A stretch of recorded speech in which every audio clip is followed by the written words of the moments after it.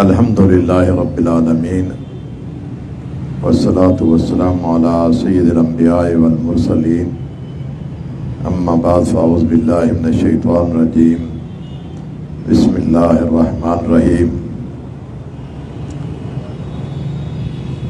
والذین یمسکون بالکتاب واقاموا الصلاۃ انا لا نضیع اجر المصلحین۔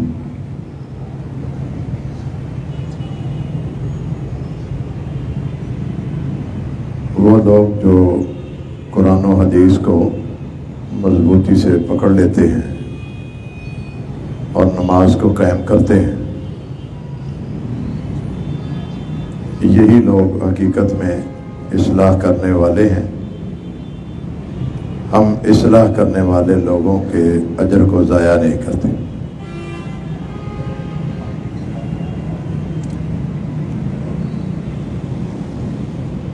اگر ہم اللہ تعالیٰ کی نعمتوں کو دیکھیں تو ہمیں اللہ تعالیٰ نے بے شمار نعمتوں سے نوازا ہے۔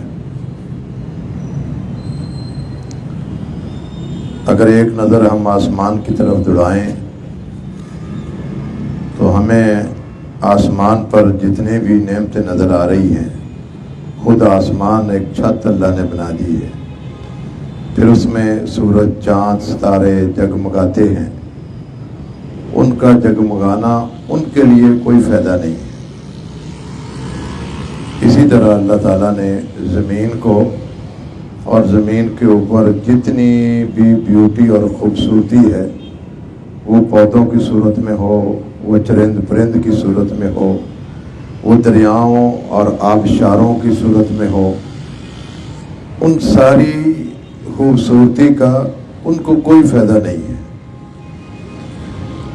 یہ ساری خوبصورتیاں زمین پر یا آسمان پر جو بھی چیزیں نظر آتی ہیں، هو الذی خلق لکم ما فی الارض جمیعا، اس نے وہ ساری چیزیں تمہارے لیے پیدا کی ہیں۔ اور اللہ نے ساتھ میں یہ دعویٰ بھی کیا ہے کہ ان تعدوا نعمت اللہ لا تحصوها، اگر تم اللہ کی نعمتوں کو گننا چاہو نا، گن نہیں سکتے، شمار کرنا چاہو شمار نہیں کر سکتے، اتنی نعمتیں ہیں اس کی۔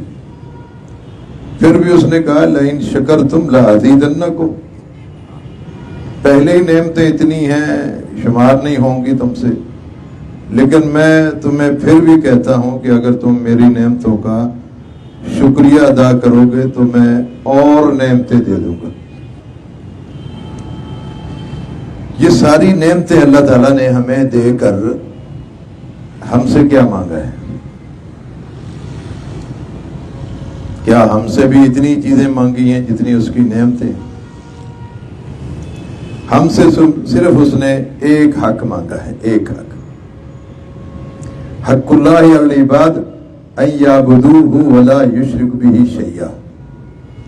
اللہ کا حق بندوں پر یہ ہے کہ بندے اس کی عبادت کریں اور اس کے ساتھ کسی کو شریک نہ کریں، بس یہ ایک حق عبادت۔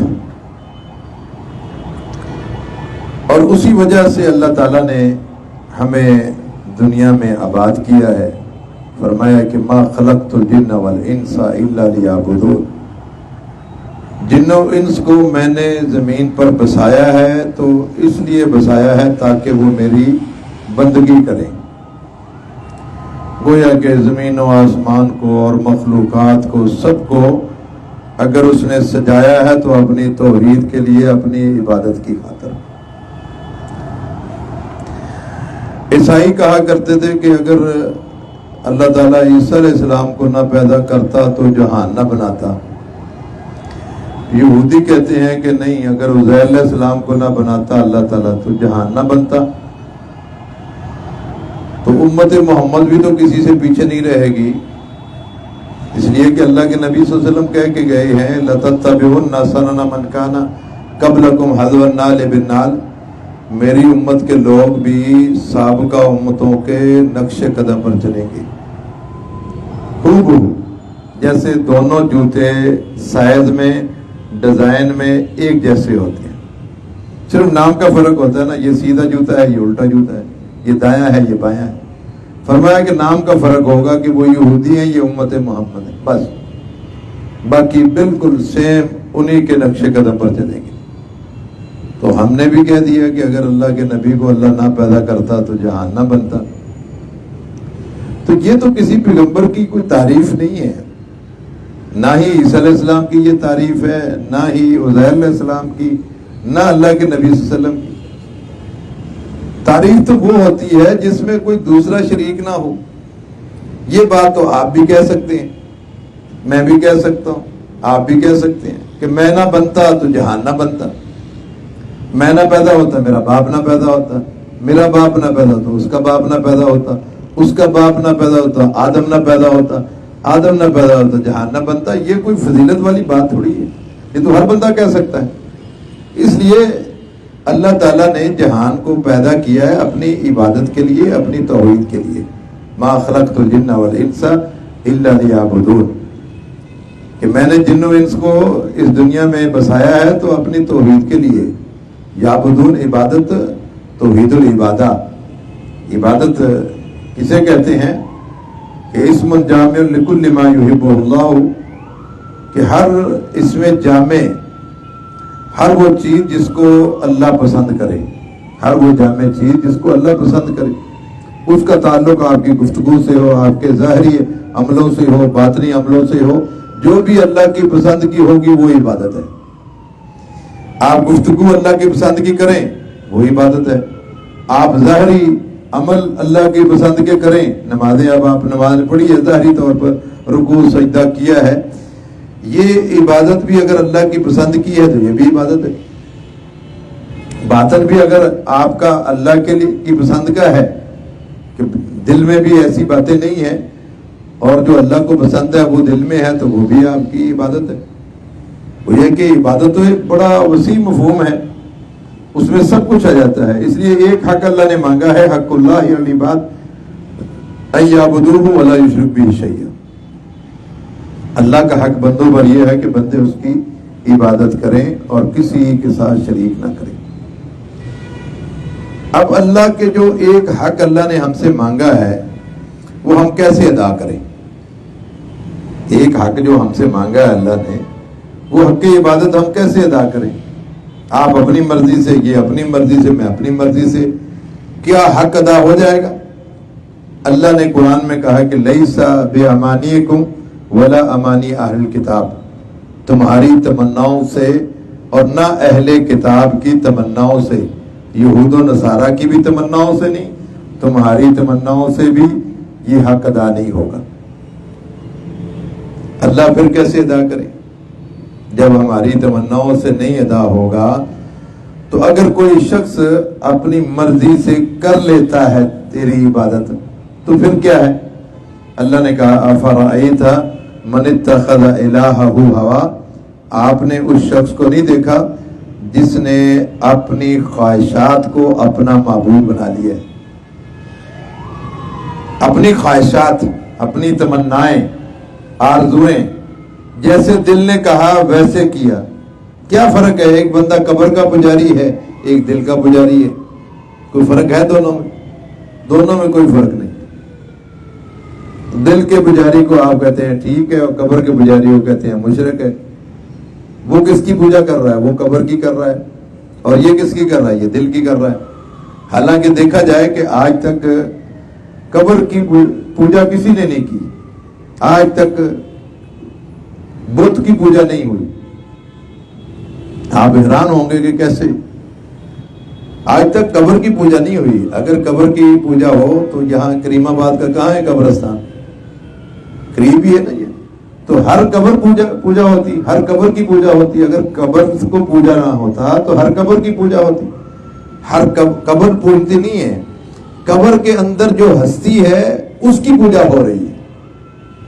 قبر کی پوجا ہوتی تو پھر ہر قبر پوجتی، اور ہر بت کی پوجا نہیں کی۔ اگر بتوں کی پوجا ہوتی تو پھر یہ آپ چلے جائیں حیدرآباد کی طرف، پہاڑ ہیں یہ راستے میں، ان سب کی پوجا ہوتی۔ پوجا اس کی ہوتی ہے جس پتھر کو تراش کر اس شخصیت کا بت بنایا تو اس کی پوجا ہوئی ہے، ورنہ بت نہیں پوجتے. صرف جو ہے وہ اس ہستی کی جو ابراہیم علیہ السلام کا بت بنایا، اسماعیل علیہ السلام کا بنایا، 360 جو رکھے ہوئے تھے مکہ میں، وہ کون تھے؟ وہ اخرج سورت ابراہیم و اسماعیل، صحیح بخاری میں کہ جب آپ نے وہ 360 بت نکالے تو اس میں ابراہیم علیہ السلام کا بت بھی تھا، اسماعیل علیہ السلام کا بھی تھا. آپ نے تو وہ ٹھوکرے مار کے توڑ دیے سارے. اور آج کا کوئی وزیر اعظم ہوتا تو وہ 40 من عرق گلاب میں دھوتا اس کو کہ ابراہیم علیہ السلام کا بت ہے. جب قبروں کے اتنا 40 من عرق گلاب سے دھوئے جا رہے ہیں تو وہ اس کو نہ دھوتے. آپ صلی اللہ علیہ وسلم جو ہی مکہ فتح کیا اور ساتھ ساتھ چھڑی سے بت کو گراتے جا رہے اور کہتے جا رہے ہیں جاء الحق وزهق الباطل ان الباطل کان زہوقا. حق آ گیا ہے، باطل چلا گیا ہے اور باطل کو جانا ہی چاہیے. حق کیا ہے؟ ان بتوں کو توڑنا. وہ بھلے ابراہیم علیہ السلام کا بت ہے، اسماعیل علیہ السلام کا بت ہے، ہر ایک کو توڑا ہے آپ نے. بتوں کی پتھروں کی پوجا نہیں ہوتی بلکہ اس پتھر سے بنائی ہوئی شخصیت اس کی پوجا ہو رہی ہے. قبر کی پوجا نہیں کرتے، قبر کے اندر جو رکھی ہوئی شخصیت ہے اس کی پوجا کر رہے ہیں. بتائیں پھر اللہ کو چھوڑ کر اللہ نے جو ایک حق مانگا تھا وہ یوں اگر وہ ادا کرے تو ادا ہو جائے گا؟ نہیں. فرمایا کہ ارائیت من اتخذ الہہ ہوا، جو بندہ اپنی خواہشات دل کو معبود بنا لیتا ہے. معبود کسے کہتے ہیں؟ معبود کون ہوتا ہے؟ کس کو معبود بنانا چاہیے؟ پہلا آرڈر قرآن مجید میں اللہ تعالیٰ نے، آپ نے تراویح میں سورہ بقرہ کا آغاز پڑھا ہوگا، اس میں چلتے چلتے اللہ پہلا آرڈر دے رہا ہے یا ایھا الناس اعبدوا ربکم الذی خلقکم. پہلا آرڈر ہے یہ. فرمایا کیا ہے؟ لوگوں اپنے رب کی عبادت کرو، اپنے رب کی. وہ رب کون ہے؟ الذی خلقکم، جس نے تمہیں پیدا کیا ہے. جو پیدا کرتا ہے خالق، جو خالق ہوتا ہے وہی معبود ہوتا ہے. جو خالق نہیں ہے وہ معبود بھی نہیں ہے. اس لیے اللہ تعالیٰ نے بڑے دعوے سے کہا کہ ارونی ماذا خلقوا، جن کو تم اللہ کے علاوہ پکار رہے ہو، جن کے سامنے نظر و نیاز دے رہے ہو، ذبح کر رہے ہو جن کے ناموں کی اور جن کے آگے جھکے ہوئے ہو، بتاؤ انہوں نے کیا پیدا کیا ہے. کوئی ایک چیز تو بتاؤ کہ یہ چیز اللہ کی پیدا کردہ نہیں ہے، یہ فلاں نے پیدا کی. کوئی ایک چیز تو بتاؤ. جب کوئی خالق نہیں ہے کسی چیز کا، معبود کیسے بن سکتا ہے؟ خالق ہوگا تو معبود ہوگا، اور خالق صرف اللہ تعالیٰ ہے. کسی نے جو ہے وہ ایسے ہی ایک بکریاں چرانے والا چرواہا تھا، اس سے پوچھا کہ سارا دن بکریاں ہی چراتے ہو یا کہ اپنے رب کو بھی پہچانا ہے؟ کہا کہ میں نے اپنے رب کو پہچانا ہے. کہا کیسے پہچانا ہے؟ کہا یہ بکری کی مینگنیاں جو ہے جو پڑی ہوئی ہے نا، یہ بتاتی ہیں کہ یہاں سے بکری گزری ہے. یہ پاؤں کے نشانات بتا رہے ہیں کہ یہاں سے انسان گزرا ہے. یہ اونٹ کے مینگنیاں پڑی ہوئی ہیں، یہاں سے پتہ چل رہا ہے کہ یہ اونٹ گزرا ہے. کہا اسی سے پہچانا ہے کہ جب وہ مینگنیاں جو ہے وہ پڑی ہے اس سے بکری کی نشاندہی ہوتی ہے، اونٹ کی مینگنیوں سے اونٹ کی نشاندہی ہوتی ہے. یہ برجوں والا آسمان اور دراڑوں والی زمین یہ کسی چیز پہ نہیں دلالت کرتی کہ ان کا خالق کون ہے. یہ نشانیاں نہیں بتاتی کہ ان کا بھی کوئی خالق ہے. میں نے تو انہی چیزوں سے رب کو پہچانا ہے کہ یہ آسمان ہے، یہ زمین ہے، یہ اس کا بھی کوئی مالک ہے. تو اس لیے جو خالق ہوتا ہے وہی معبود ہوتا ہے. امام شافعی رحمہ اللہ نے ایک دن ایک شہتوت کا پتا جو ہے وہ لوگوں کو دکھایا، ہرے رنگ کا.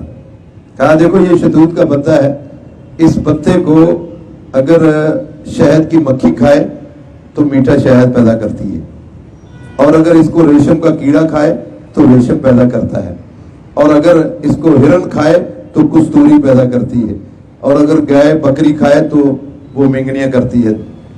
آپ بتاؤ ایک ہی پتے میں یہ ساری تاثیر کس نے رکھی ہے؟ یہ اس اللہ نے رکھی ہے جو خالق ہے. تو جو خالق ہوتا ہے معبود بھی وہی ہوتا ہے.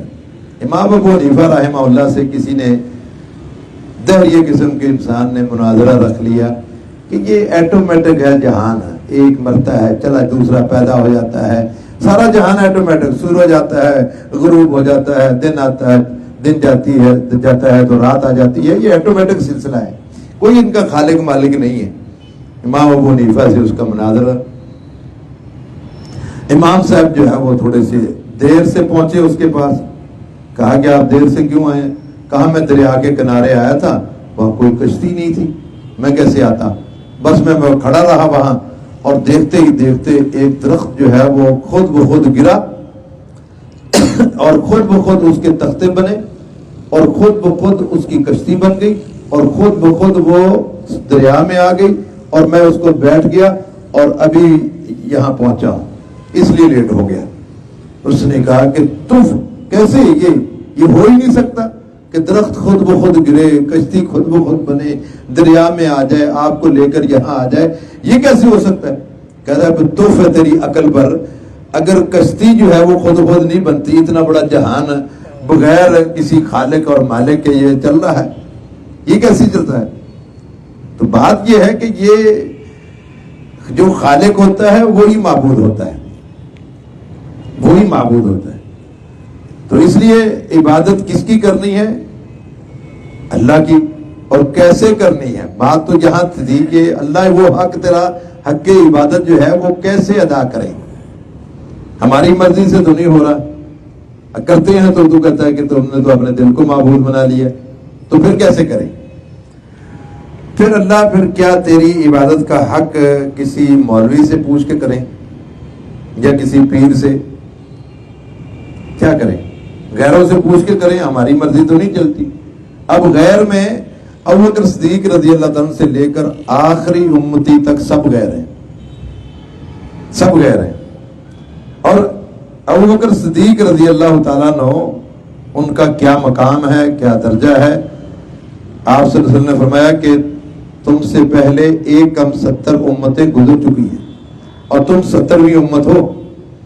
ان 70 امتوں میں ابوبکر صدیق رضی اللہ تعالیٰ کا ایمان ایک پلڑے میں رکھ دیا جائے تو آدم علیہ السلام سے لے کر آپ صلی اللہ علیہ وسلم کی امت تک جتنے بھی امتی ہیں نبیوں کو نکال کر ان کے ایمان کو ایک پلڑے میں رکھ دیا جائے تو ابوبکر کا ایمان سب سے وزنی ہے۔ کیا اللہ اس عظیم شخص کے کہنے پر تیری عبادت کا حق ادا ہو جائے گا؟ اگر ابوبکر کہے کہ ایسے عبادت کر لو اللہ کی، حق ادا ہو جائے گا؟ فرمایا کہ نہیں، یہ تو کام یہود و نصارہ کرتے رہے، اتخذوا احبارهم ورهبانهم اربابا من دون اللہ۔ یہود و نصارہ نے اللہ کو چھوڑ کر اپنے مولویوں کو، احبار کہتے ہیں علماء کو، اور رہبان کہتے ہیں پادریوں کو، اپنے پادریوں کو اور اپنے علماء کو رب بنا لیا تھا، اللہ کو چھوڑ کر، اللہ کو چھوڑ کر اپنے علماء اور پادریوں کو رب بنا لیا۔ سیدنا عدی بن حاتم رضی اللہ تعالیٰ نے جب یہ آیت سنی تو اللہ کے نبی صلی اللہ علیہ وسلم کے پاس آئے، کہا اللہ کے نبی، یہ آیت تو کہتی ہے کہ یہود و نصارہ نے اپنے علماء اور اپنے پادریوں کو اللہ کو چھوڑ کے رب بنا لیا تھا، ما عبدناہم، ہم نے تو کبھی ان کی عبادت نہیں کی، اپنے علماء کی اور اپنے پادریوں کی۔ آپ صلی اللہ علیہ وسلم نے فرمایا عدی مجھے یہ بتاؤ، تمہارے علماء جس چیز کو حلال کہتے تھے تم اس کو حلال سمجھتے تھے؟ فرمایا کہ ہاں، جی ہاں سمجھتے تھے۔ فرمایا کہ جس کو وہ حرام کہتے تھے تم اس کو حرام سمجھتے تھے؟ کہا ہاں بالکل سمجھتے تھے۔ کہا پھر وہ تورات میں بھی جا کے کھول کے دیکھا کہ وہ چیز حلال ہے اور حرام ہے؟ کہا کہ نہیں۔ فرمایا کہ تل کا عبادت ہم، یہی تو ان کی عبادت ہے، یہی تو ان کی عبادت ہے، کیونکہ کسی چیز کو حلال کرنا یا حرام کرنا یہ کس کا کام ہے؟ یہ اللہ کا کام ہے۔ کوئی کسی چیز کو حلال اور حرام نہیں کر سکتا۔ تمہارے علماء نے تو کسی کو حلال کہا تو تم نے حلال مان لی، حرام کہا تو حرام مان لی، تو رات میں دیکھا ہی نہیں ہے کہ یہی تو عبادت ہے ان کی۔ اللہ کو چھوڑ کے تم اپنے علماء اور پادریوں کی عبادت کرتے رہے، ان کو رب بنا لیے۔ کسی چیز کو حلال کرنا یا حرام کرنا یہ پیغمبر بھی نہیں کر سکتا، چاہے کوئی مولوی کرے یا کوئی پادری کرے یا پیر کرے کوئی، یہ تو پیغمبر بھی نہیں کر سکتا۔ محمد رسول اللہ صلی اللہ علیہ وسلم نے سختی سے منع کیا کہ کوئی شخص کچا پیاز اور کچا لہسن کھا کر مسجد میں نہ آئے، سختی سے منع کیا ہوتا. صحابہ کرام کہتے ہیں اگر کوئی شخص کھا کے بھی آ جاتا نا، ہم اس کا بازو پکڑ کر جنت البقیع میں چھوڑ کے آتے کہ اللہ کے نبی نے منع کیا ہے. ایک دن سب صحابہ نے مل کر اللہ کے نبی سے کہا، اللہ کے نبی یہ 2 سبزیاں اتنی بری ہیں تو آپ حرام کر دیں ان کو. کہہ دیں کہ آج کے بعد یہ حرام ہے، آپ حرام کر دیں. آپ صلی اللہ علیہ وسلم نے فرمایا کہ جس چیز کو اللہ نے حلال کیا ہے نا، میں اس کو حرام نہیں کر سکتا. اس کا مطلب ہے کہ حلال اور حرام کرنا کس کا کام ہے؟ یہ اللہ کا ہے. تو یہود و نصارہ نے اپنے علماء کے کہنے کے مطابق اللہ کی عبادت کرتے رہے. جو ان کے علماء نے کہا کہ یہ حلال ہے، یہ حرام ہے، یہ عبادت یوں کرنی ہے، یہ یوں کرنی ہے، اسی طرح کرتے رہے. فرمایا کہ تل کا عبادت ہوں، یہی تو ان کی عبادت ہے. یہ تو علماء کی عبادت کرتے رہے. اور آپ نے یہ بھی فرمایا کہ میری امت کے لوگ بھی سابقہ امتوں کے نقش قدم پر چلیں گے. اب تھوڑا سا اس امت کے علماء پر بھی نظر دوڑا لیں کہ جس چیز کو اللہ نے حرام قرار دیا ہم اس کو حلال کہتے ہیں یا نہیں کہتے. لعن رسول اللہ صلی اللہ علیہ وسلم المحلل والمحلل لہ، حلالہ کرنے والے اور کرانے والے پر اللہ کے نبی نے لعنت کی ہے. وہ جس کو وہ حلالہ کہتے ہیں وہ حقیقت میں حرامہ ہے. یعنی حرام چیز کو حلال کر رہے ہیں. کون کر رہے ہیں؟ علماء کر رہے ہیں. شریعت نے تو منع کیا ہے، لیکن ان یہود و نصارہ کے نقش قدم پر چلیں گے بالکل حذف النال بالنال. جیسے دونوں جوتوں کو ڈیزائن میں، رنگت میں اور سائز میں ایک ہوتے ہیں نا، بالکل ان کے نقش قدم پر چلیں گے. جس طریقے سے وہ کسی چیز کو حلال کرتے تھے امت اس کو مان لیتی تھی، جس کو حرام کہتے تھے مان لیتی تھی، آج بھی بالکل سیم اسی طریقے سے یہ ہونا ہے. یہ آپ صلی اللہ علیہ وسلم کہہ کے گئے میری امت کے لوگ. تو پھر اللہ تیری عبادت کا حق کیسے ادا کریں؟ نہ ہماری مرضی سے، نہ غیروں کی مرضی سے، نہ علماء کے کہنے سے، نہ پادریوں کے کہنے سے. پھر تیری عبادت کا حق کیسے ادا کریں؟ جو تُو نے ایک حق مانگا ہے، بڑا قیمتی حق ہے، وہ کیسے ادا کریں؟ پھر اگر اللہ تعالیٰ چاہتا یہ قرآن مجید کو کسی پہاڑ پہ اتار دیتا اور لوگوں سے کہتا کہ اٹھا لو اس قرآن کو اور اس پہ عمل کر لو، یہ بھی کر سکتا تھا. یہ بھی کر سکتا تھا.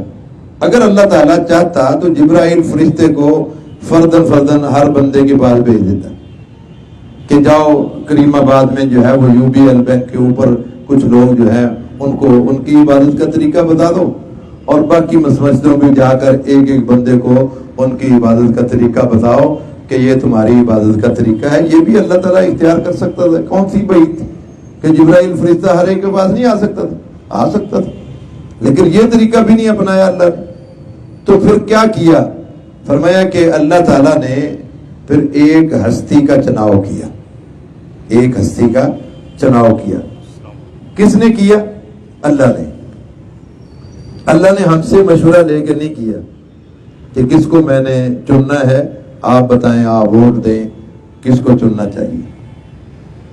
کیونکہ ہمارے ووٹوں سے جو قیادت سمجھ آتی ہے وہ ہمارے سامنے ہی ہے. یہ پورے رمضان برباد کر دیا ان لیڈروں نے جن کو ہم نے چنا ہوا تھا. تو ہمارا چناؤ تو اس طرح ہی ہوتا ہے. تو اس لیے ہماری ووٹوں سے وہ ہستی نہیں چناؤ ہوا، اس کا چناؤ اللہ نے کیا ہے. ہم تو ویسے ہی، تو اللہ کے نبی صلی اللہ علیہ وسلم تو ویسے ہی یتیم تھے، غریب تھے. ہم غریبوں کا کہاں انتخاب کرتے ہیں؟ یہ تو ایک فطرتی بندے کی اندر ہے کہ جو پیسے والا ہوتا ہے اس کا ہی چناؤ کرتا ہے، اس کو ہی بڑا بناتا ہے، اس کو ہی لیڈر بناتے ہیں. یہ شروع سے چلا آ رہا ہے، کوئی آج ہمارے لیے نہیں ہے انوکھا، یہ شروع سے چلا آ رہا ہے. موسیٰ علیہ السلام کے بعد ایک پیغمبر تھا جس کا سورہ بقرہ میں ذکر ہے، قاری صاحب جانتے ہیں، دوسرے پارے میں ہی. ان لوگوں نے اس پیغمبر سے کہا کہ ہمارے لیے نا ایک بادشاہ مقرر کر دو، ہم جہاد کریں گے.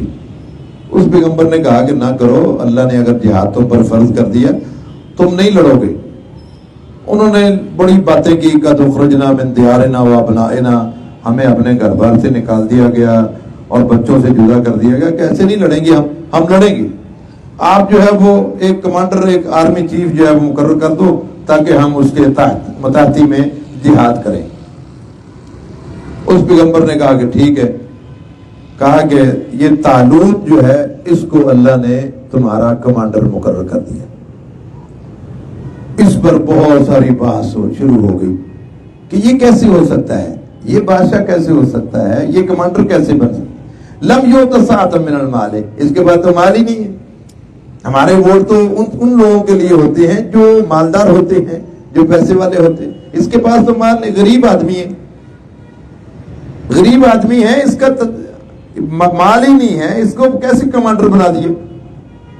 اس پر اس پیغمبر نے کہا کہ دیکھیں, اس کو بنانے کے لیے اللہ تعالیٰ نے تمہارے سے ووٹنگ نہیں کرائی, تم سے نہیں پوچھا.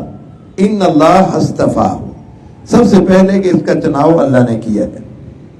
اور دوسری یہ ہے کہ زادہ بسطۃ فی العلم والجسم. ایک آرمی چیف, ایک کمانڈر کے لیے دو چیزوں کا ہونا ضروری ہے کہ جسمانی طور پہ بڑا مضبوط ہو. بالکل ایک دبلا پتلا سا ہو, آرمی چیف لگتا ہی نہیں ہے, وہ کمانڈر لگتا ہی نہیں ہے. جسمانی طور پہ مضبوط ہو اور علمی طور پہ مضبوط ہو. کہا یہ طالوت جو ہے اس میں علمی طور پہ بھی مضبوط ہے اور جسمانی طور پہ بھی مضبوط ہے. باقی ہے غریب ہے, یہ مال نہیں ہے اس کے پاس. انہوں نے کہا کہ نہیں, ہم تو مالدار کو یعنی انتخاب کرتے ہیں, چنتے ہیں. یعنی سوچ دیکھیں ہماری چناؤ کی سوچ کیا ہے. یہ فطرتی ہے کہ بندے چناؤ مالداروں کو ہی کرتے ہیں. اور آج دیکھیں اسمبلیوں میں کون کوئی غریب بندہ گیا ہوا, اگر کوئی ایک آدھ جماعت اسلامی کا گیا بھی ہے تو اس کی سنی نہیں جاتی. وہاں وہ مشتاق صاحب ہیں شاید سینیٹر بنے ہوئے, اور وہ سچی باتیں کرتے ہیں وہاں کچھ, تو ان کی کوئی سنتا ہی نہیں ہے. ہم تو غریب بندے کو کسی کو آگے بھیجتے ہی نہیں ہیں. ہم تو چاہتے ہیں کہ کوئی امیر ہی جائے, پیسے والا ہی جائے. تو اللہ تعالیٰ نے ایک ہستی کا چناؤ کیا, اور وہ ہستی کیسی ہے جس کا اللہ نے چناؤ کیا. ان اللہ نظر الی قلوب العباد فوجد قلب محمد من خیر قلوب العباد. اللہ تعالیٰ نے اس دور کے لوگوں کے دلوں کو دیکھا تو سب سے مصفا اور پاکیزہ دل محمد رسول اللہ صلی اللہ علیہ وسلم. فاصطفاه لرسالته, اپنی رسالت کے لیے اس کا انتخاب کر لیا, اللہ نے چن لیا. اور ہے کیسی ہستی ہے وہ, فرمایا کہ اس ہستی کو اگر ایک پلڑے میں رکھ دیا جائے اور دوسرے پلڑے میں پوری کائنات کے لوگوں کو رکھ دیا جائے تو اس ہستی کا پلڑا بھاری ہے. یہ بھار کس چیز کا ہے؟ اس کے اخلاق کا, اس کے کردار کا, اس کے عمل کا. ورنہ تو جسمانی طور پہ تو شاید آپ اللہ کے نبی سے زیادہ وزنی ہو, لیکن یہ وزن کس چیز کا ہے؟ یہ کردار کا, اخلاق کا, عمل کا. فرمایا کہ لہذا اگر تم چاہتے ہو کہ اللہ کی عبادت کا حق ادا کرنا چاہتے ہو, وَمَن يُطِعِ الرَّسُولَ فَقَدْ أَطَاعَ اللَّهَ, جس نے بھی رسول کی اطاعت کی اس نے حقیقت میں اللہ کی عبادت کا حق ادا کیا. تم نے اللہ کے رسول کی اطاعت کرنی ہے. یہ رسول سب کے لیے ہے, امیروں کے لیے بھی ہے, غریبوں کے لیے بھی ہے, عربوں کے لیے بھی ہے, اجمیوں کے لیے بھی ہے, حاکم کے لیے بھی ہے, محکوم کے لیے بھی ہے, حکمرانوں کے لیے بھی ہے, عوام الناس کے لیے بھی ہے, ایک عامی کے لیے بھی ہے, تاجر کے لیے بھی, سب کے لیے یہ رسول اللہ ہے. لَقَدْ كَانَ لَكُمْ فِي رَسُولِ اللَّهِ أُسْوَةٌ حَسَنَةٌ. تم سب کے لیے, تم شرق میں ہو یا غرب میں, تم شمال میں ہو یا جنوب میں, تم گورے ہو یا کالے ہو, تم عربی ہو یا اجمی ہو, تم سب کے لیے بہترین نمونہ رسول اللہ صلی اللہ علیہ وسلم. لہذا تم نے اطاعت کرنی ہے تو اللہ کے نبی کی کرنی ہے, اور اطاعت کرنی ہے اللہ کی کرنی ہے. اطاعت ہوتی ہے کسی کے فرمان کو ماننا. یا ایھا الذین آمنوا اطیعوا اللہ واطیعوا الرسول, اے ایمان والو تم کہنا مانو اللہ کا اور کہنا مانو رسول کا. جو رسول کہہ رہا ہے تم اس کی بات مان لو, جو اللہ کہہ رہا ہے اللہ کی بات مان لو. اور اللہ نے کہاں کہا ہے؟ قرآن میں کہا ہے. رسول اللہ صلی اللہ علیہ وسلم نے کہاں کہا ہے؟ حدیث میں کہا ہے. اس کا مطلب یہ ہے کہ تم قرآن و حدیث میں اللہ اس کے رسول کے فرمان کی اطاعت اور فرما برداری کر لو. یہ تو اطاعت ہوگی. اور جہاں اتباع کی چیز تھی، اتباع کا ذکر کیا، اتباع کہتے ہیں کہ ہو بہو کسی کے نقش قدم پر چلنا، نقش قدم پر چلنا۔ جہاں اتباع کی باری آئی تو اللہ نے یہ نہیں کہا کہ میرے نقش قدم پر چلو اور اللہ کے نبی کے نقش قدم پر چلو، یہ نہیں کہا۔ جہاں اطاعت کی باری تھی وہاں کہا اطیعوا اللہ واطیعوا الرسول، رسول کی اطاعت کرو اور اللہ کی اطاعت کرو، اللہ کا کہنا مانو، اللہ کے رسول کا۔ جہاں نقش قدم کا ہے تو وہاں اللہ نے یہ نہیں کہا کہ میرے نقش قدم پر چلو اور میرے رسول کے نقش قدم پر چلو، کہا واتبعوہ لعلکم تہتدون، تم نے اس کے نقش قدم پر چلنا ہے، اس کے نقش قدم جو نقش کرتے جائیں ویسے ویسے تم نے جو ہے وہ کرتے جانا ہے، کیونکہ یہ ہم نے اس کو کتاب و حکمت دی ہے، وانزل علیک الکتاب والحکمہ، ہم نے اس رسول کو کتاب دی ہے اور حکمت دی ہے۔ یعلمہم الکتاب والحکمہ، یہ لوگوں کو کتاب سکھاتا ہے اور حکمت سکھاتا ہے۔ کتاب سے مراد قرآن مجید ہے، یہ اس کی تلاوت بھی سکھاتا ہے، اس کی تعلیم بھی دیتا ہے، اور یہ تو والدین بناتے ہیں نا، ورنہ جو بھی بچہ پیدا ہوتا ہے وہ دینی اعتبار سے فطرت اسلام پر ہے، مسلمان ہے، تو لہذا ہم دینی اعتبار سے بھی ایک ہیں، اور اگر دینی اعتبار سے اپنے اور غیر میں فرق کرتا ہے سارے انتشار کا ذمہ دار بھی وہی ہے۔ اور تخلیقی اعتبار سے بھی ہم ایک ہیں۔ تخلیقی اعتبار سے کیسے؟ کلکم من آدم، تم سب آدم کی اولاد ہو، ہندو بھی آدم کی اولاد ہے، سکھ بھی آدم کی اولاد ہے، یہودی بھی آدم کی اولاد ہے، نصرانی بھی آدم کی اولاد ہے، بت مت بھی، مسلمان بھی، سب آدم کی اولاد ہے۔ کوئی اردو بولنے والا ہے، کوئی پنجابی بولنے والا ہے، کوئی سندھی بولنے والا ہے، کوئی بلوچی بولنے والا ہے، کوئی بروہی بولنے والا ہے، کوئی بھی بولی بولنے والا ہو، تم سب آدم کی اولاد ہو۔ اور خلق آدم من تراب، آدم کی تخلیق کا عنصر کیا ہے؟ مٹی ہے۔ تمہاری تخلیق کا عنصر ایک ہی ہے، دو نہیں ہے۔ یہ نہیں ہے کہ تم سونے سے پیدا ہوئے ہو، یہ چاندی سے پیدا ہوئے، یہ تانبے سے پیدا ہوئے، یہ لوہے سے پیدا ہوئے، یہ مٹی سے پیدا ہوئے، یہ کاغذ سے پیدا ہوئے، نہیں، تمہاری تخلیق کا عنصر ایک ہی ہے، وہ مٹی ہے، اور تم سب آدم کی اولاد ہو۔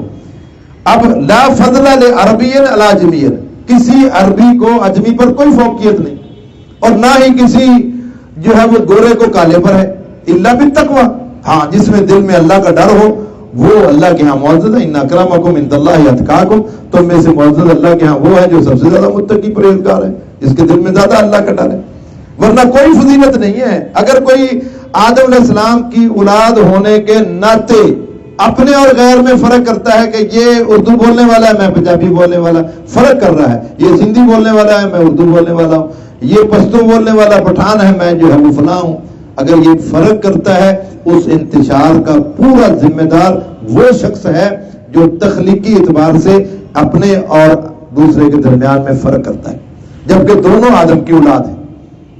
اور اس طرح اگر کہیں ایسا معاملہ آیا تو آپ نے کتنی سختی سے منع کیا۔ آپ آئے تو مسجد نبوی میں جو ہے نا وہ شور ہو رہا تھا، اور انصاری اور مہاجر آپس میں لڑ رہے۔